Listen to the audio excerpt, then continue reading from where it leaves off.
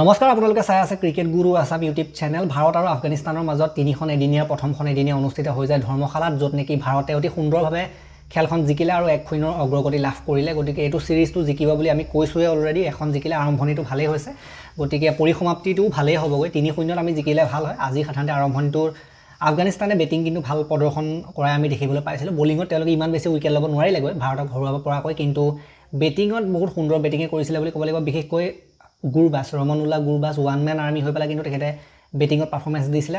তাৰ পাছত আমাৰ দেখিবলৈ পালোঁ যে শুভমান গিলৰ ফালৰ পৰা এটা মেটচ উইনিং নক আমি দেখিবলৈ পালোঁ। গতিকে আজি বৰষুণৰ কাৰণে খেলখন 25 অভাৰ কৰা হ'ল, আধা হৈ গ'ল। 25 খেল হ'ল। সাধাৰণতে এক প্ৰকাৰে 20-20 টাইপৰে খেল আছিলে, গতিকে অলপ স্পীডত বেটিং কৰা বিধৰে আছিলে খেলখন। পৰাপক্ষত যদিও বা এদিনীয়া আছিলে, T20 টাইপে হ'লগৈ লাষ্টত গৈ পেলাই। গতিকে আজি যদি চাই আপোনালোকে 24 অভাৰ 5টা বলত অল উইকেট হৈ গৈছিলে আফগানিস্তান 194 ৰানত। গুৰবাজে 51টা বলত 102 এটা শতক কৰিলে তেখেতে। সুন্দৰ এটা ইনিংছ খেলিলে, দুগুণ গতিত খেলি 200 ষ্ট্ৰাইক ৰেটৰ সৈতে 8-4 8-6।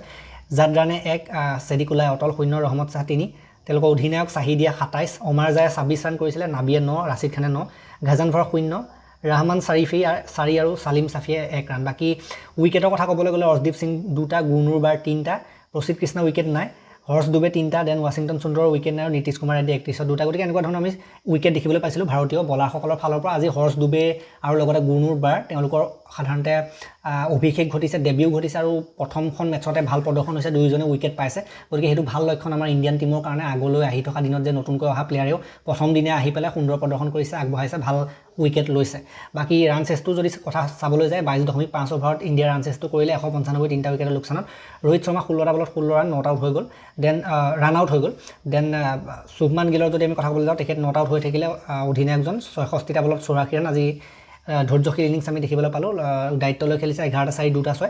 ঈশান কিষণ 22টা বলত 34, শ্ৰেয়াছ আয়াৰ 15টা বলত 12 আৰু KL ৰাহুল 19টা বলত 39 ৰান কৰি 9টা আউট হৈ থাকিলে 4-4 3-6। গতিকে KL ৰাহুলেও ভাল খেলিছে, দায়িত্ব লৈছে। দেন আমি যদি ক'বলৈ যাওঁ, অধিনায়কজন শুভমান গিলেও ভাল এদিনীয়া এটা নক খেলিছে, গোটেই মেটচ উইনিং নক খেলিছে, ভাল লাগিছে সেইটো দেখি। বাকী তেওঁলোকৰ উইকেটৰ কথা ক'বলৈ গ'লে এটা চাৰিফিয়ে লৈছিলে, এটা ৰাছিদ খানে লৈছিলে, বাকী উইকেট কোনেও ল'ব নোৱাৰিলে, এটা ৰান আউট হৈছিলে। গতিকে ক'বলৈ যদি যাওঁ আমি, ভালেই এখন খেল হ'ল।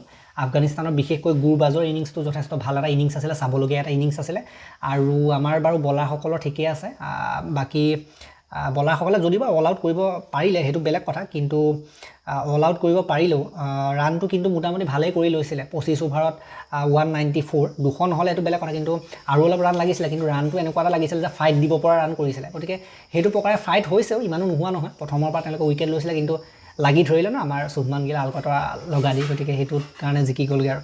বাকী নেক্সট খেলখন আছে 17 তাৰিখে, তাৰপিছত 20 তাৰিখে আছে। নেক্সটখন খেল আছে আপোনাৰ এখন আছে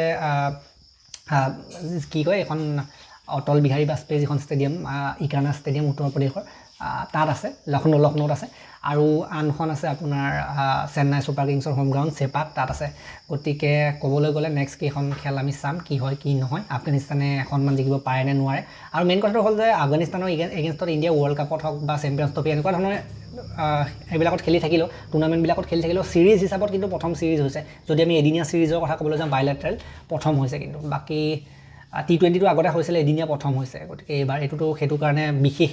চাওঁ তেওঁলোকে কিবা এখনমান জিকিব পাৰে নেকি, কিন্তু ছিৰিজটোতো যে ইণ্ডিয়া জিকিব সেইটোতো খাটাং হ'ল আজি খেলখন দেখি। বাকী যি কি নহওক, নেক্সট খেলবিলাকৰ কথা আমি আলোচনা কৰিম। আমাৰ ছেকেণ্ড চেনেল খেলপ্ৰেমী আছামত ফিফা ৱৰ্ল্ড কাপৰো ভিডিঅ' আহি আছে। গতিকে এই ভিডিঅ'টো মই ইমানটা সমাপ্ত কৰিম। ভাল লাগিলে যদি লাইক কৰিব, শ্বেয়াৰ কৰিব, চেনেলটোলৈ নতুনকৈ আহিছে যদি ছাবস্ক্ৰাইব কৰি ঘণ্টাত দবাই থৈ দিবলৈ নাপাহৰিব। তেতিয়ালৈকে আৰু এটা নতুন ভিডিঅ' লৈ প্ৰতিশ্ৰুতি মই বিদায় মাগিছোঁ। ধন্যবাদ।